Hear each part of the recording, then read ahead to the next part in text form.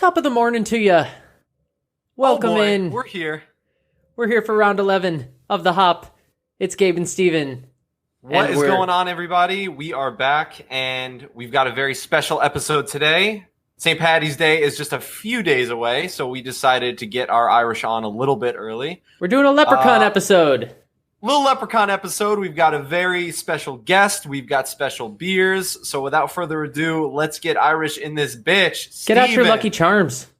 Yes, Gabe? Let's grab a drink.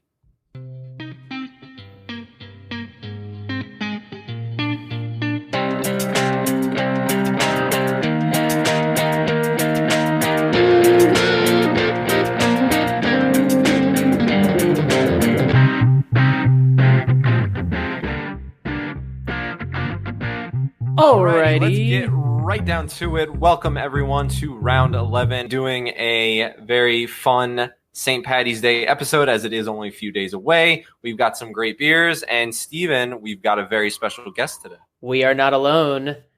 Welcome, Scott Redmond, to the Hop.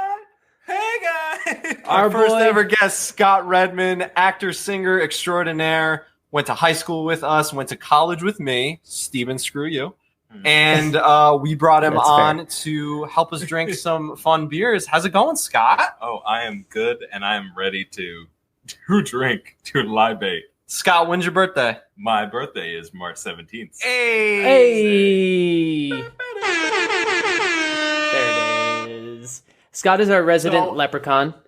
Yes, it was only fitting that we had him on for the St. Paddy's Day episode to help us drink some high-quality beer. So we are excited to have him. Scott, now, we've got one of your favorite beers. We'll say it in a minute. But what do you look for most in a beer when you're drinking? Ooh, what I look for, I like when I go to a brewery, I try to look for what they have that I can't get at any other brewery.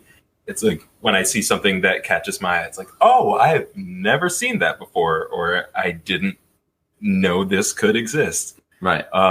And so I'm looking to experiment. I just know from drinking with you, you're like, you really run the gamut. Like some people are like, I'm an IPA guy, but you are like, you'll crush a stout, you'll crush a sour. Like it just, you really are looking for weird shit when I'm out drinking with you. Oh, yeah. Absolutely. Yeah. I'll take that. I just specifically drink weird shit. Just weird shit. Should we just jump the hell right in, Steven? Yeah, we're skipping the news and notes today for people that listen regularly because there's not much going on in the beer world. If Anheuser-Busch decides to close up shop or something, we'll let you know about it next week. But in the meantime, we're just going to drink with more Scott. important matters. And our friend Scott is here. So, yeah, let's get to it. We might as well let him do the toast. Yeah? Not to put you on that should be a staple. Guests Not to put you on the spot, Scott. See what I did there? Is it too late to leave? Yes. Don't get up. I'm going to walk him down the aisle. Oh. There we go. Ladies, leave your man at home. The club is full of ballers, and their pockets full grown. And all you fellas, leave your girl with her friends, because it's 11:30, and the club is jumping.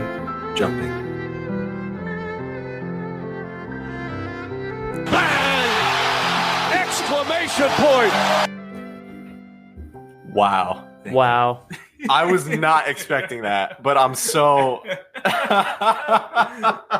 That was the most perfect music choice. That was really what sold that for me. That I don't think the jazz would have worked with that. So Like when you instantly said, "Oh, classical," and then you threw that at us. I tried to give it my best NPR reading too. Yeah, it's really tempting with these mics to do that. Like if you're an NPR listener, I'm probably going to cut this out, but that like. See that, Ew. We don't want to hear that. Smack and I might not. I hear that on NPR all the time. It's like, I don't want to hear those DSLs. welcome to Ask Me Another. Oh, God. Oh, no. All right. Oh, Scott, shit. you look like I need a drink. So Scott, what's your favorite beer? My favorite beer is the Founders Breakfast Stout, ladies and gentlemen. How ironic, because I got have it. one in front of me. I have one as well, boys. And I too. Let's get right the hell into it. Founders Breakfast Stout basically says what it is. Fun, 8.3%. On the SRM scale, it's looking at a 40 plus. Very, very dark beer. Stephen, can you just tell me real quick what Beer Advocate rated it? Because I don't remember. What did they give it again? I believe it says in our document that they gave it a rating of 100 with an exclamation point and the words "holy shit." Throw them in hundreds. 100. Yes. 100 from the users at Beer Advocate. So I guess the world agrees with you, Scott. People like this beer. This beer caught my eye originally because I saw it. Just look at the label. The label is a little baby breakfast. I said, if any beer has that, you know, you're in for a good time. Yeah, and it is a little infant wrapped in a bib, just going in on the bowl. Because you're gonna make a mess. His hands After working a couple of harder these. than a baby's hands should, but it's got to be a Drew baby. Gave him the hands of a 76-year-old man. Yeah, the hands are a little. He's got man hands, which is never bad, but not good for a baby. They're just a little too developed for this infant, but it's okay. Yeah, do you remember the first time you had this beer? Oh yes, I do. I was in London. I was in London at this place that we frequented called Craft Brewing, and it was just, I think they had 80 different taps like rotating all the time. And I saw this one. The place was called Craft Brewing? Yeah, or Craft Brewing Company, something like that. Wow. And it was a walk away from where we were living. It was dangerous. It was. And what sucks is I don't remember this place at all. So I don't know if it wasn't open when I was there 2 years prior. But Stephen, guys, when we go to London eventually, December 2020. We'll go. December 2020. Buy the hot merch so that we can afford to go to London. Yes. Stephen, we got to get some merch. We got to get some merch. We're selling coronavirus masks. There's a shortage because we bought them all to sell. So we could slap for a our logo podcast. on them. Hand drawn. Do you know what I would do if I could just see people walking around New York and LA with our podcast logo on their mouth? I don't know them. what I would say. I think I'd be a little. I don't know. I'm not even gonna say it. Can I just say the smell coming off this beer? You immediately get why they call it a breakfast stout, because the first thing that hits you is like the coffee and then the chocolate, and it's like I get a lot of espresso. Mm-hmm. You smell this and you're like, oh, I could start my day with this, and then you drink it and realize I will start and end my day right now. Yeah, because it will knock you down. Yeah, and it's not too over hit. It is only 8.3, but then again, 8.3. That's very high for a stout. Yeah, for a stout, especially, Yeah. and we've drank in the 8 point whatever beers before, and they've always been like, "Whoa, okay, so let's take it easy here." Yeah, so it's technically an imperial coffee stout. If you're somebody who works at Founders, it's a double chocolate coffee oatmeal stout, and I think all those flavors are in there. All right, shall we, boys? We shall. All right, we can clink, but with Steven, I'll clink with the bottle I poured it from. cross country clink. Cross country clink, as is tradition. Salud. Wow. Wow. So many flavors. It's funny because all of the on the nose you get like the cinnamon and the Belgian chocolate and stuff like that, and when you taste it, that stuff is kind of more in the background. Like the first thing that hits me tasting it is the mocha, and then as it kind of it's almost like a tiramisu flavor. It's like the creaminess of those vanilla flavors kind of with the mocha that I think makes it this like sweeter coffee chocolate thing that It's like biting into a piece of dark chocolate. It feels Yeah, I was It has going to say that. sort of like that bite, that bitterness, but not a repulsive bitterness. Right, Mm. right. Smoky. It's hard to describe almost because I feel like I'm getting hit with like a couple things at once. But yeah, the most I think I'm getting is chocolate, coffee, malt, a little bit of caramel flavor. That's a little bit of that spice. This is nice choice. Thank you. Wow. Thanks for indulging me. I really like just looking at it in the glass too. It's like Gabe said, it's like this very dark color with no light coming through at all. But it's like frothy, the head retained really nicely, and then there's like this beautiful lacing dripping down the glass as the level recedes. Like it's got this like thickness to it, you know? It's not overly creamy, but I get a little sense of that. Just the type of drink it is. Yeah, it's like as it warms in your mouth, you know? Like as it kind of sits in there, it goes from that mocha espresso coffee thing to like a more sweeter, maybe some molasses, definitely some vanilla, you know? That's me. This is a meal of a beer. 100%. Yeah, it has that sweetness. I could almost picture. Ooh, I want to make like a root beer float out of it, but a beer float. Ooh, Scott, with what, like ice cream or something? Yeah, just get dirty vanilla ice cream in. Man. All right, so we're gonna actually pause recording right now. We're gonna run across the street and get some ice cream. We'll be right back. We'll be back after this message from Bendy Straws. From the no sponsors that we have. From MeUndies. I MeUndies. wish. And Stephen, I saw another commercial for Manscaped. Manscaped, if you're listening, we will endorse the shit out of you. Manscaped, if you're listening, I would throw all my support behind you if you gave me money. Until then, this is not a plug. This doesn't count. But they did invent a 3.0. Okay, moving on.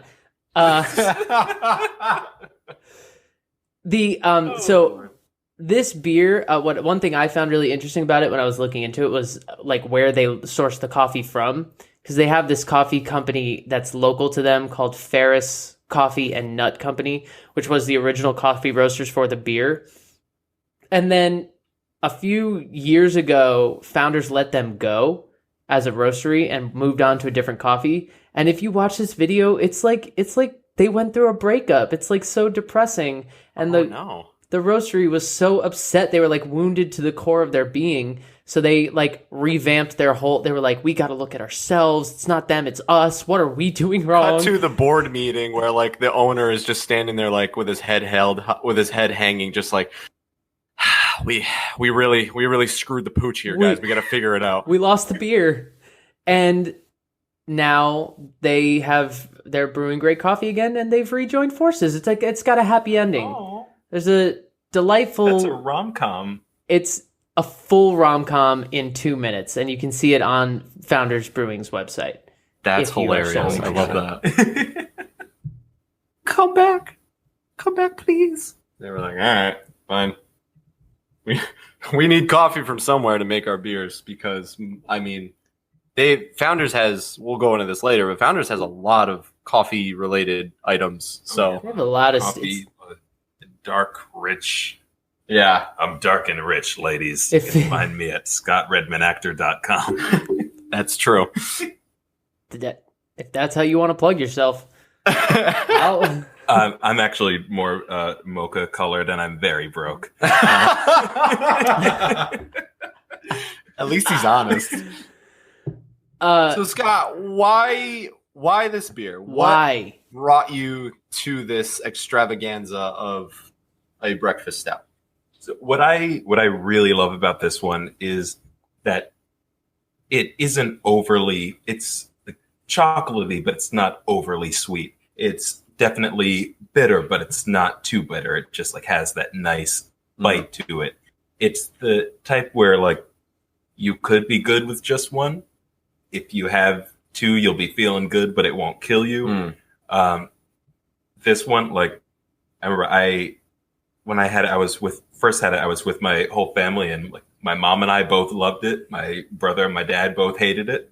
Really? And, yeah. Interesting. And so it's like very divisive beer. But if I see this on any menu at any time, I am always diving into it. Right. And it's interesting to hear that your dad didn't like it. your dad brews his own beers, right? He does, yeah. Now is he more on the IPA side of things? He doesn't do the darker beer side? Absolutely. He's not too into darker beers. He loves an IPA. Right. Oh, okay. He's like any brewer we go to, he's like, let me start with your IPA. Like, it's like the same way with like how people go to a pizza joint and they're like, before I get any of your crazy ass toppings, let me see what you do with a plain cheese slice. Let me see what you're working with so we can expand upon that. Right. But then your dad moves on after that. Like he tries other stuff. He does. Because my dad's an IPA person, but like my dad will not deviate. Like we'll go to a beer festival and he'll go from brewery to brewery to brewery to brewery and just IPA. Like he will not curve away from what he knows, and like I can't get him. Like but this beer is a real beer lover's beer. Like we said, it's got a 100 on Beer Advocate, and according to one user whose review is one of my favorite I've read. This is a great freaking quote. This guy wrote, I don't know much. He was like, I don't know much about the specifics of beer. I'll leave that to people with better palates. But not only is this stout a home run, it's a grand slam in the bottom of the ninth of Game 7 in the World Series. Like That's a off, statement. man. And he's not wrong. He's not wrong. He or she is not wrong at all. Like it's honestly that good. It's a great beer because I like exactly what you were saying, Scott. It's very drinkable. It's like kind of hits a lot of the notes that you like, but it's not too much of any of those things. Even with the ABV, like we've had some beers on here that are like, I fucking love this, but it's 12%. Like I got to sip on this for the next 5 hours. Like this is nice and drinkable. And it's like, it's definitely present with you. It lets you know it's there, but it's not like those beers we had from Avery, which like, you know, I mean, shout out, but by two sips in we were kind of looking at each other like, what I hope we can get through this. They were all like 17, 15%. Oh like my God. it was fun. Don't get me wrong, but like I had to hang out at Steven's house for a little while before I drove home. I have some questions for you that are not related to beer. So you were born on March 17th. Correct. I'm 100% Irish.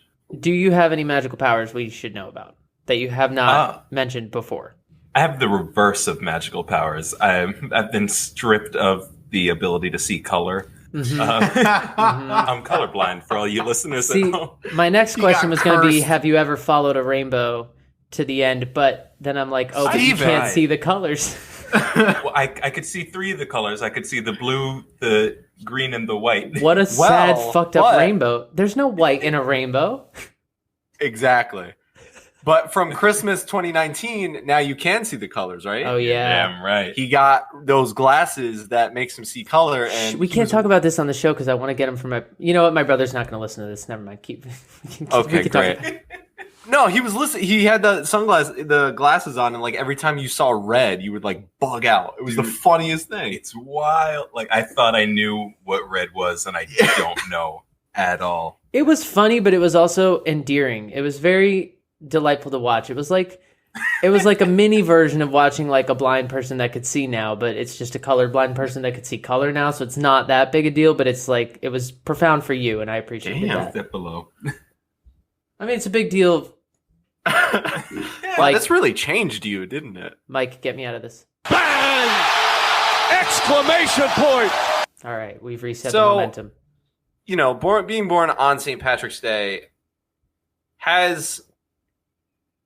What am I trying to say here? So some people are born on Christmas, and they kind of get like 2 gifts. They get like a Christmas gift, and then like has St. Patrick's Day ever gotten in the way of your birthday? Like, do your parents like celebrate it, or are they kind of like they're whatever, too busy with the corned beef to? They're my very Irish parents from the old hills of Dublin. No,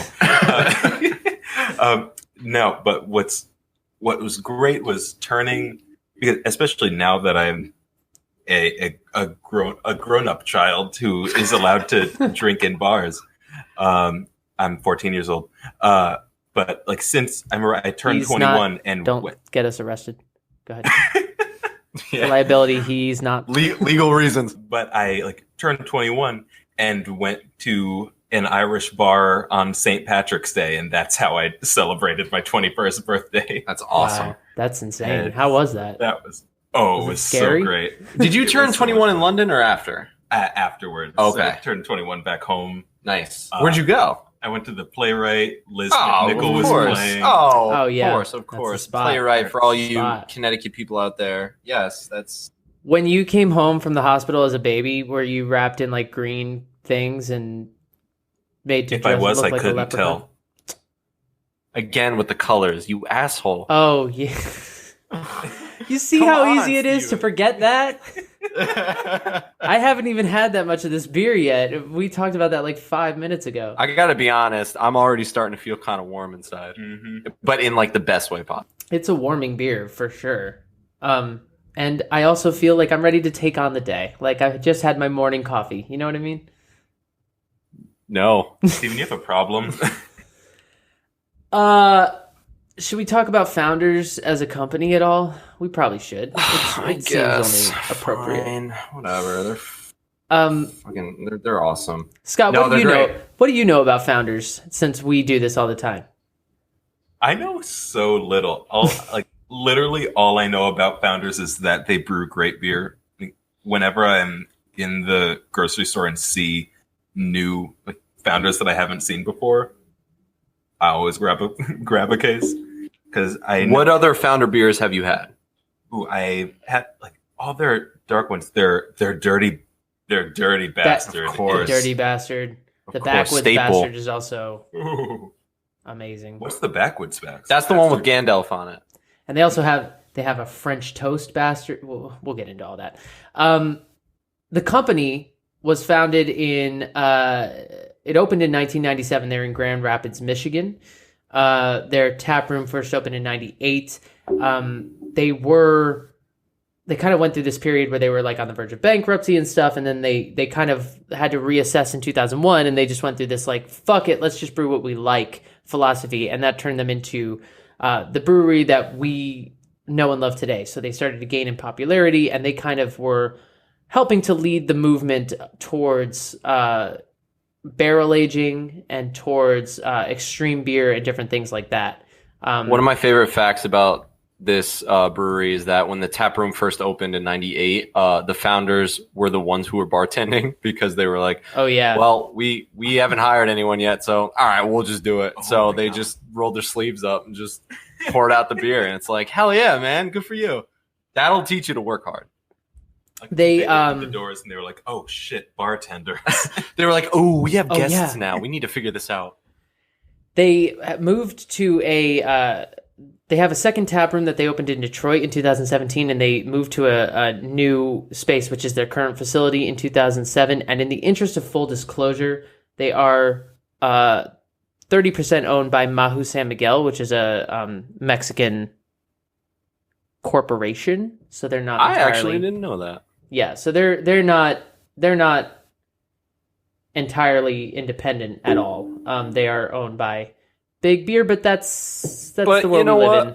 Yeah, we appreciate them, and we appreciate. I've had the Dirty Bastard. I've had this obviously. Although it's been a while for this beer, so I'm like reintroducing myself to it, which is great. I have had a couple of the other ones. I can't. What's this? The one with the lady on? That's the porter. That's the porter. Yeah. Yeah, They have a you've had porter. that, right? Yeah. They have an all-day And IPA, which is Do you find most of their stuff at City Swiggers as well? Ooh, I think City Swiggers has this. I find a lot of it, even in regular grocery stores. Yeah. a lot of. Interesting to me. I feel like this is a beer you only find in like top-notch beer shop. no. Here's a pro tip for those on a budget. If you want a beer, you can buy. They sell their all-day IPA, which is a session IPA, in 15 packs as opposed to 12 packs, and it's usually like in New York, it's like $10 for a 15 Yes, pack. I have seen the all-day IPA everywhere. I've seen that in Target. Yeah, and This is that's wild. Yeah, I that's true. that beer is I- a steal. I usually don't believe in the concept of an all-day IPA. I'm like the ABV is too low. I don't see the point. If I'm gonna drink an IPA, I want the full IPA experience. But the all-day IPA did change me on that because There you I would willingly sit on a porch all day, crushing all day IPAs. Yay! And I mean, I'm with you on that. I prefer my IPAs to be like bolder and bigger in flavor, but the idea of a session IPA, I understand because you can sit there, if you're going to a tailgate and you're starting drinking at 11 o'clock in the morning and you're going to be drinking for a while, you don't want to be downing, Road to Ruin or something because you'll be taking a nap by 2. Or you do, and you just want to have a pretty interesting afternoon. I mean, listen, you judge the day you want to have. You know what I mean? It's your life. Live it to the fullest. You are the writer of your own story, so I'm not here to judge. But for me, I understand a session IPA, but it isn't my first grab for sure. I guess if you want a quality beer that's still crushable, go for a session IPA. So, Scott, let me ask you. You just got back not too long ago from the great state of Georgia and Atlanta doing a show. Let's plug the show real quick. Ride the Cyclone. Scott, you were amazing in it. Fun musical. Why are we plugging Hold on. it? I got a question. Okay. Don't worry. The rights are available now. Yeah. Were you able to find Founders or any other beer like this while you were in Atlanta? Yeah, what's wild is that you're on the Founders site right now, and I just saw the Masagave, which I had for the first time in Atlanta. It is it's their Goza that's aged in tequila barrels. It's, what is it, 10%, I think? Yeah.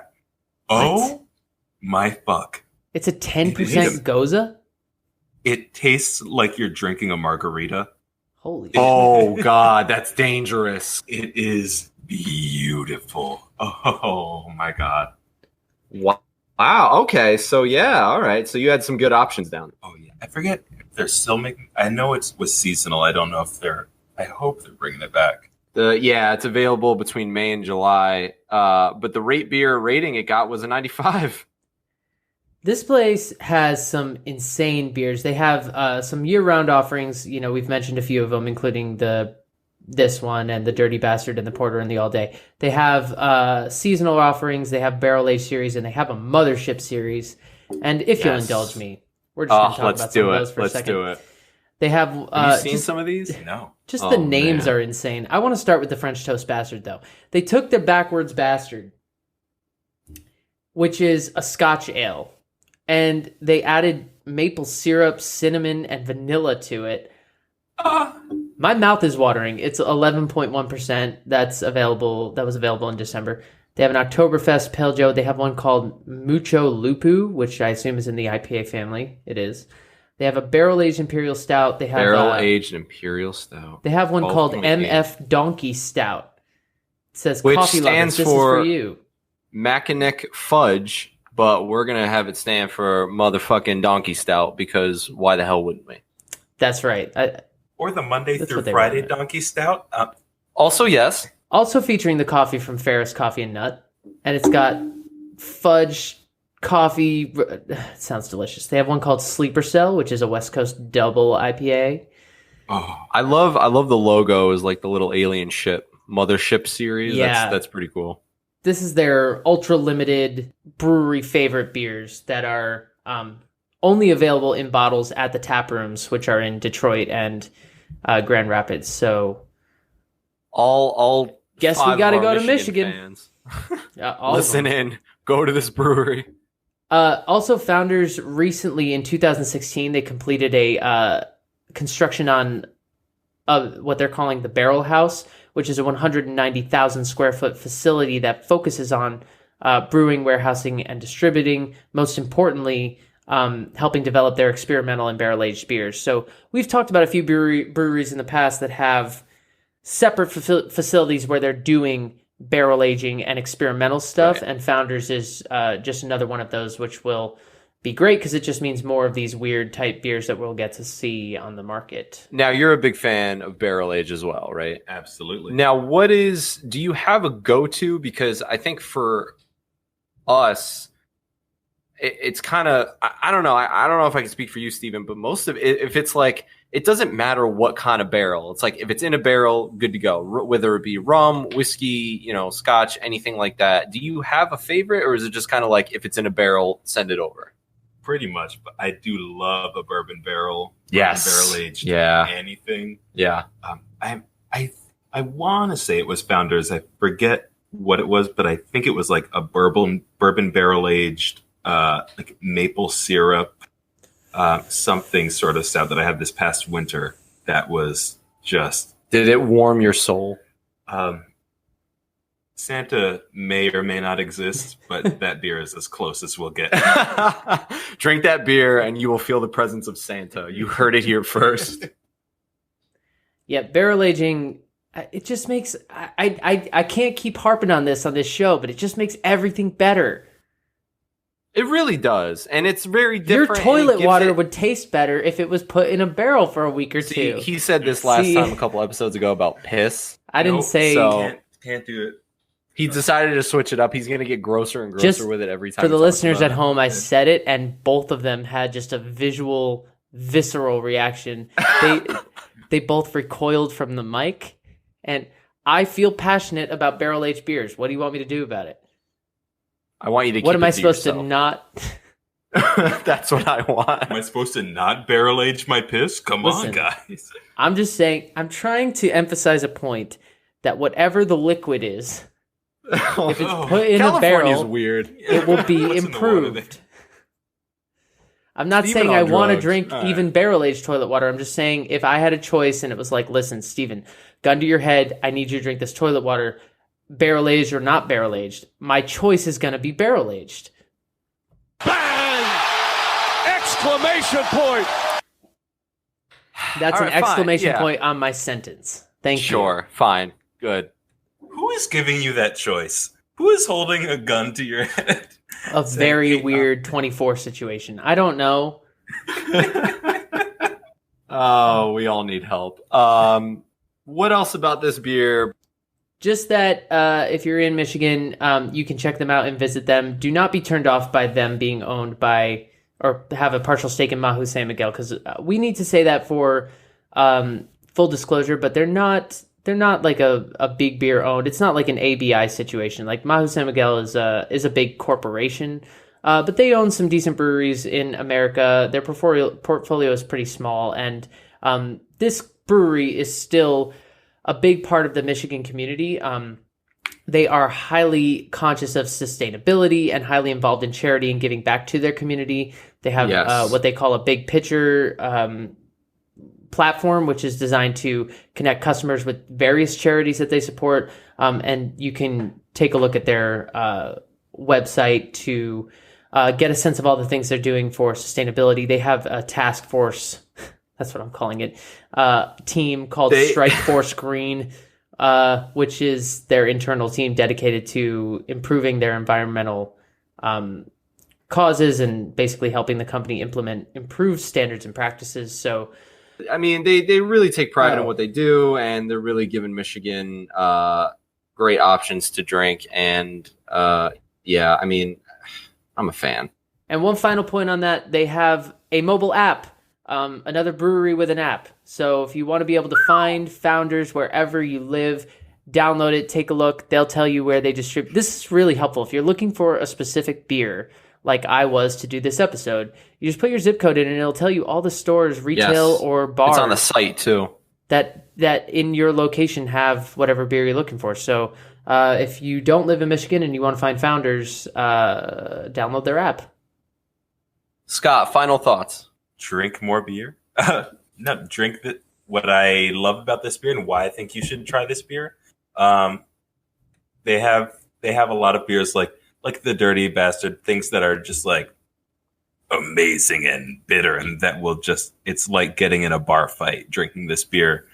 But this, Nice. if you want a beer that's a step below that still has that same bite, that bitterness, that roughness, but it's also gonna soothe you over. It's gonna hit you in the face, and then it's just gonna soothe over your cheek. Definitely try the breakfast stout. Listen, Love it. I can't say it better than that. So I say we move on to beer 2. Beer number 2, let's do it.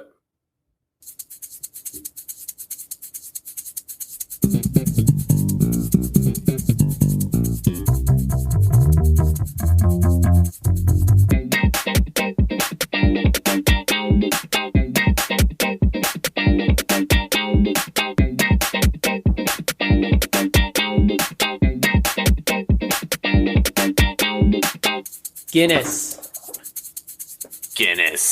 We're drinking Guinness. Because we have to. Because we're all Irish right now. And what other Irish staple? And one of us really is. And Guinness... What? Not I or Scott. Nope. How it's Irish me. are you? I am mostly Irish. I don't know. What I don't know else what the are you? percentage is. I'm Irish Italian, and there's like maybe some French deep in the background. Somebody did something with somebody, and somehow some French got into the mix. Wow.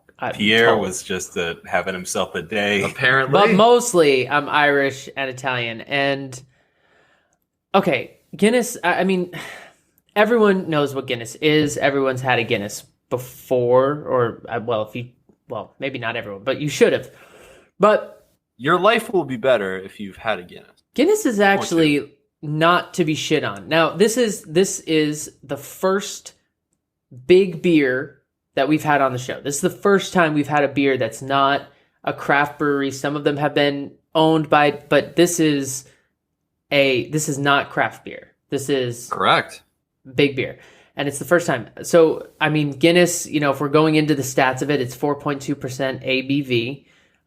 It has a rating on Beer Advocate of 81, Untapped 3.71, and SRM, again, you're looking at a black beer. I mean, there's no... Maybe dark jet brown. Black. It's incredible. African American guys, please. Sorry. You're right. You're right. Sorry, it's an African American beer. What I love about Guinness, I am black for the Oh, yeah. listeners out there. Yeah, let's make that clear. Mention like he's actually black. That way we can not, get killed.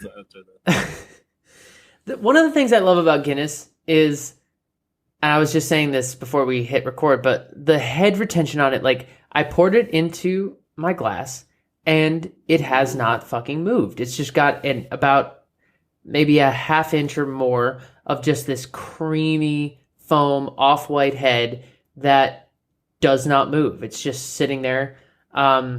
It looks like a perfect Guinness. Like, I don't know. It's just like, it's... Yeah. I mean, I feel like every time you see a photo or you see it served in a bar, I mean, it always just looks the same. It's the familiar beer you see all the time. And, it's just like a world classic. It's known all around the world, especially Ireland. And it's definitely a go-to. I'm assuming it's one of your go-tos, Scott, right? Oh, absolutely. Yeah.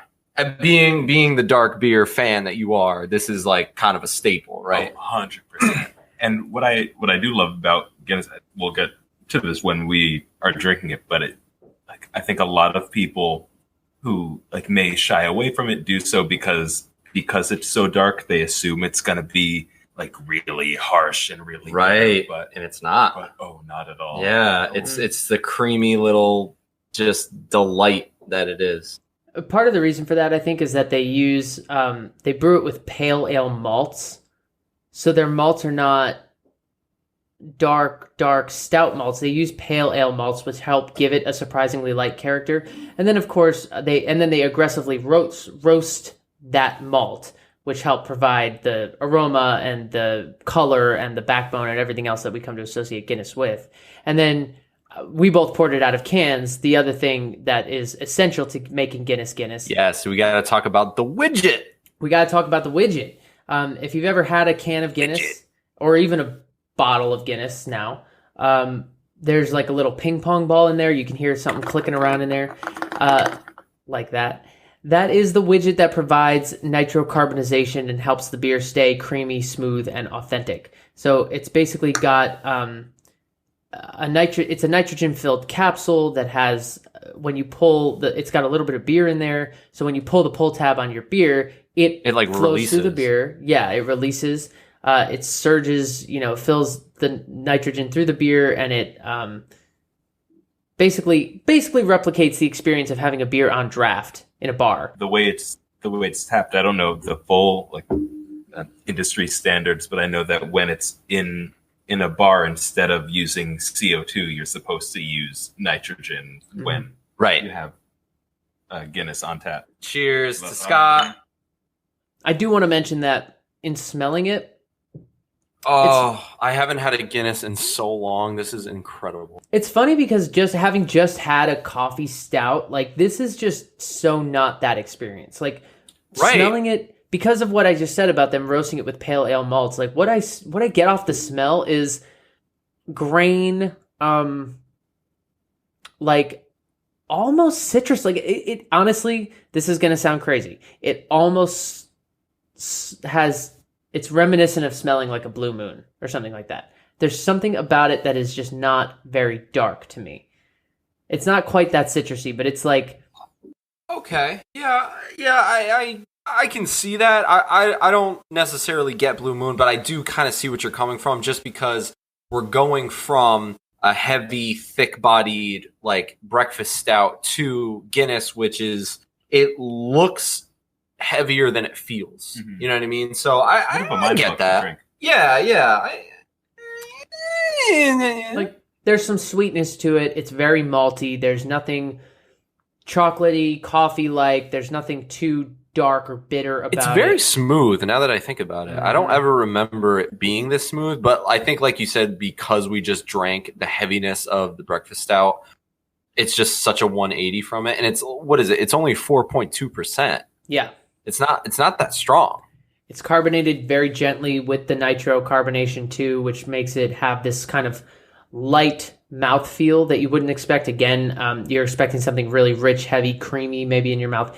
It's creamy, but it's lighter. It's one of the lower calorie beers you can have too.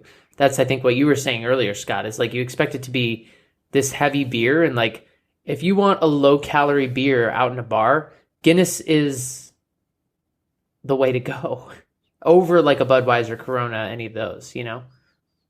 Do you guys remember the TV show Viva La Bam? Yes. Go on. So Billy Idol was on an episode of it, and he's a very fit, skinny dude. And Bam asked him, how do you stay fit? And he said one of the things he does, I mean, I don't know how serious he was, but what he said, one of the things he does is he drinks Guinness for beer. Like if he wants a beer, he'll drink a Guinness. And it's like, I was like, oh, he's like messing with him. But then tasting it, it's like, oh, yeah, I mean, you're not going to gain 30 pounds drinking one beer. You know what I mean? It's not a meal. So wait, let me ask you. So when you were studying abroad in London, you made it to Ireland, right? I did not. Oh, you did not? I didn't see. I didn't either. And I really wanted. I never did, but I was going to ask if you were. I wonder how it tastes there compared to here. Like, do you know, is there a difference? My guess is there is. I'm sure there is, yeah. The hometown advantage. Right. It's like Italian wines, like they save the great stuff for themselves. Oh, dude. But all the best Guinness is in Ireland. I can confirm Italian wine is a lot better in Italy. That is 100% true. Yes. I heard that I heard that's true of Budweiser too. Like whatever they're brewing in Munich is like not even close to what. That's what I heard. I'm serious. Wait, really? Oh, yes, I thought you were bullshitting. No, I'm dead serious. Like whatever they're brewing in Munich, which is where it started, is apparently, according to what I heard, way better than the shit they sell here. Okay, now we can talk about how to pour your Guinness. Okay, so to pour the Guinness, what's interesting is there is a way to do it. And if you notice, when you order a Guinness at a bar and a bartender is pouring the Guinness, they've got the glass tilt. They pour it out of the draft. And if you notice, when you're drinking with a buddy and they don't order a Guinness, they always get their beer first. That's because, with the Guinness, you've got to pour it, let it settle, you've got to wait, and then you've got to pour it again. It's not the typical beer where you pour it in, it foams to the top, and you hand it. No, you got to pour it, you let it sit. The cascade of the foam will basically work its way up, and it'll settle very slowly.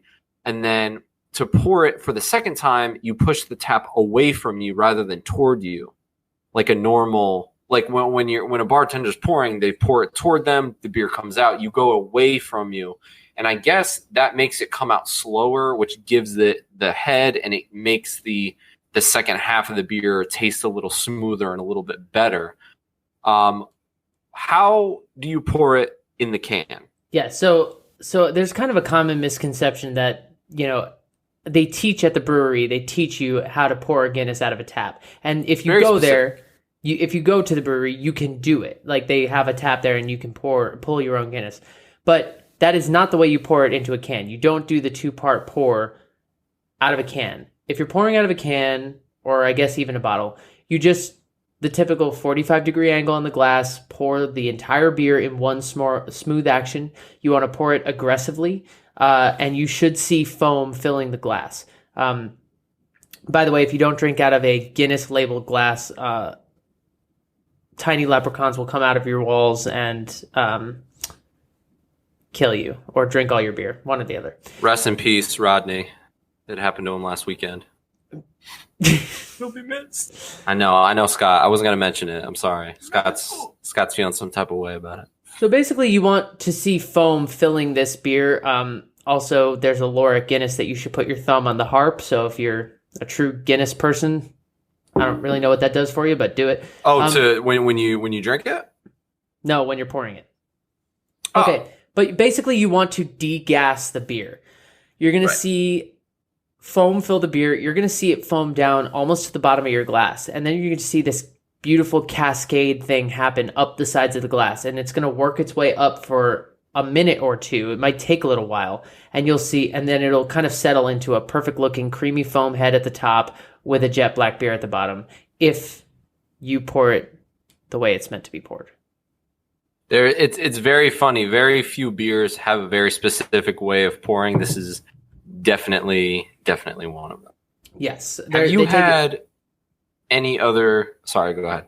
No, they take it very seriously at Guinness, and apparently in Ireland, at least, it is against the law or the contract or something to serve a beer in a glass that is not that brewery's glass. So like, you know how when you go to a beer and you order like a Sierra Nevada and they give you like a Magic Hat glass, that is, you'll never get a Guinness served in some other glass. I respect the hell out of that. I do too. I think that's awesome. Have you had? I want to see someone jailed for that. Yeah. Have you had anything from Guinness that wasn't this staple beer? No, like the Guinness Blonde. I haven't. Yeah, tried. interesting. It's.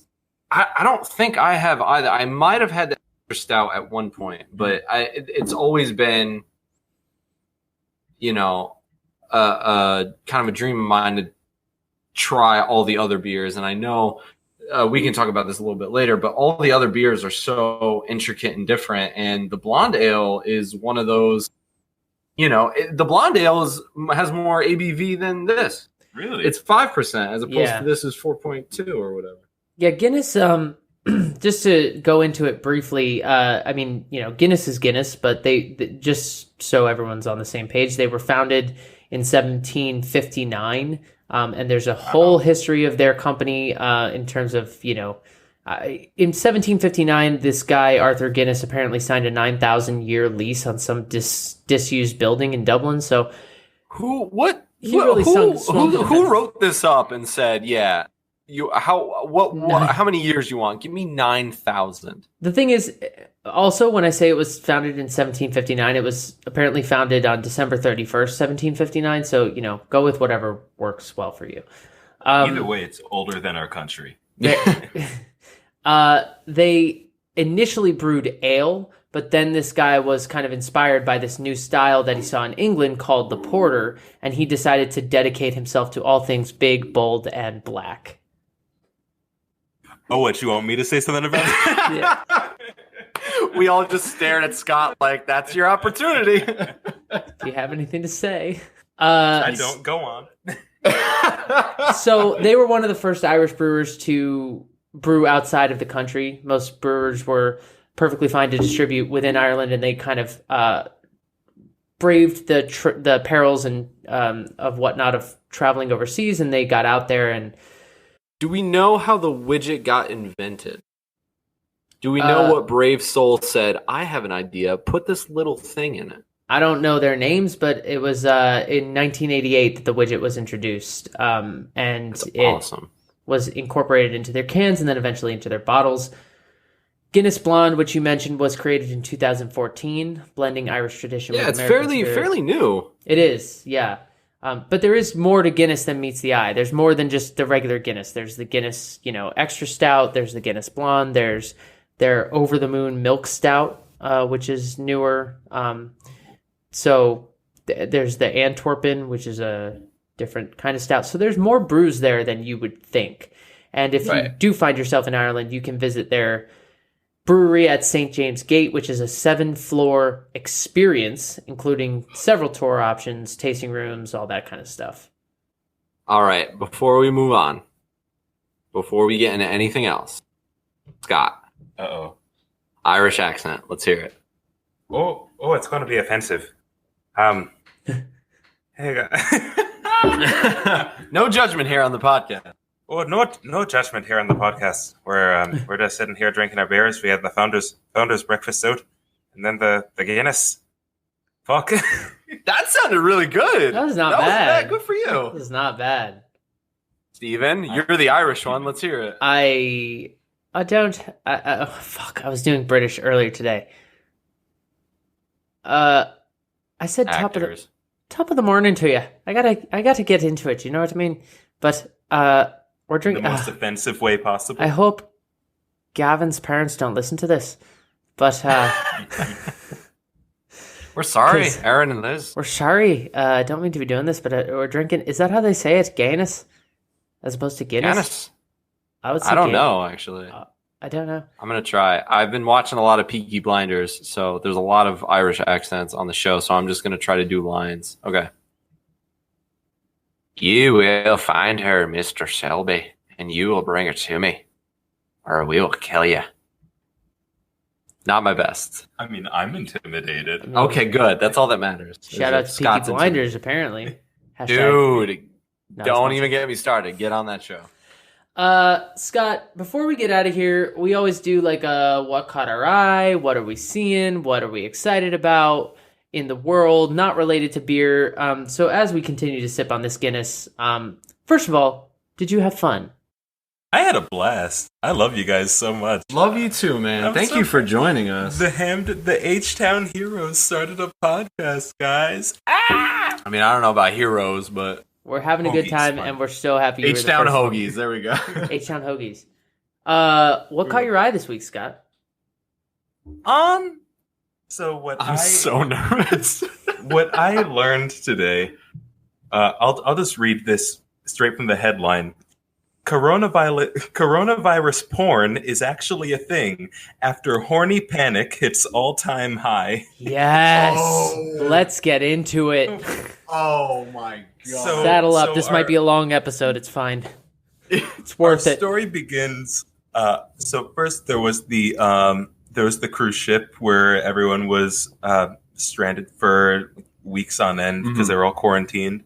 And apparently, because everyone was stuck in their rooms, nothing to do, they gave everyone free porn. On the cruise ship? On the cruise ship, they were like, there was a porn company that was like, if you can prove that you're on this ship, we will give you like access to. What I need to know is which porn company. Which company and which cruise ship? The cruise ship you didn't want to be on because you'd be, no matter how much porn you have, Which porn company? Are we talking Pornhub? Are we talking? Oh, Pornhub's always free. Who's donating? Oh yeah. No, they got a premium section, Scott. Don't. This is going to say a lot about us as individuals, but Whatever. Keep going. Get into it. Let's go. Let me. The porn service Cam Soda was providing free service. If any of you at home are avid users of Cam Soda and want you want some premium access, if you want to finally stop paying for that pleasure, Get coronavirus. Just hop yourself on the Diamond Princess and get yourself quarantined. Oh my god. But so then after that, I guess things started to catch on, and people were like, oh, the idea of being quarantined and being sick and needing protection, I guess that kind of felt sexy to some people. There are, according to experts, there are over 200 videos on Pornhub tagged coronavirus. Oh, good Lord. Oh my God. We have titles. Oh my God. Ew. Ew, exactly. But also, okay, so do we know what's the situation? What are the goals of these scenes? Is it I want to hear the titles. What do you got? Is it like you're infected? I am too. Let's spread. Like, what do you know anything? Virus. Yeah, like what? Like it could be like I can heal you. like we don't need protection. They take off the mask. Not that protection or something. We'll see. I'm uncomfortable. Really painting the picture for us. Some titles were. Victim not allowed to leave gets more than he bargained for. Oh God! Oh my God! Wow. Oh, and then there's one that's TSA agent detains woman suspected of coronavirus. Oh my God! You can imagine where it goes from there. You could just click on that not realizing it was going to be porn, and then you get pleasantly surprised. Wow. So, like, I want to know, are they, like, are they pitching these ideas to, like, the heavy hitter porn stars? Or, yeah. Like, are they going to be like, all right, Ms. Elsa. Malkova, we have we have a new scene for you.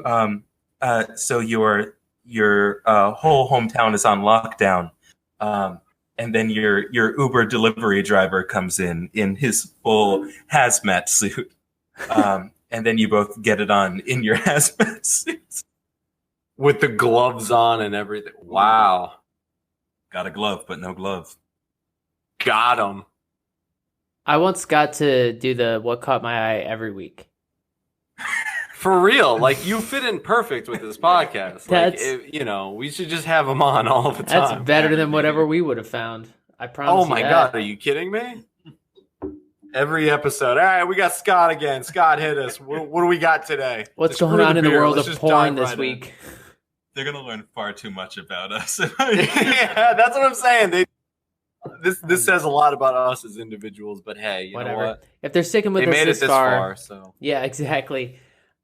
We have to get out of here. Scott will be back in the future because we love him. Absolutely. And because I he love you lives guys. with Gabe and listens to us record this anyway. So we sleep 10 feet away from each other. Yay!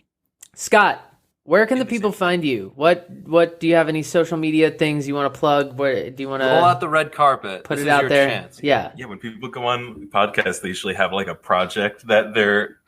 What are you working on? What do you got? I'm in Cars 5, the live action reboot. I'm in Cats 2, Claws Out. That's not funny. Yeah, I was just about to say, Steven's going to have a reaction to this. Hey. Just wait for For the record, for the people, Scott is the one who was with me when we saw that abomination. I'm the one who forced Steven to Yeah, see the greatest he- movie ever made. He did. He's not kidding. Where can the people find you on the Okay. webs? on the Instagram at Susan Boyle Glam Squad with an underscore between each word, and Glam Squad is 2 separate words. It's funnier when you say it out loud. Or ScottRedmondActor.com. And for us, you can find us at the HO Podcast on the gram, the twit, and find us on Facebook. We have a YouTube. We might be putting up a YouTube video of how to pour a Guinness if I get around to making that. So Great. at any rate, They're also uploading a video to Cam Soda, so if you are We are. stranded on a cruise ship, you can get that video for free. send us any beer suggestions you have. If you've sent them already, we have them, and we will do it, rest assured.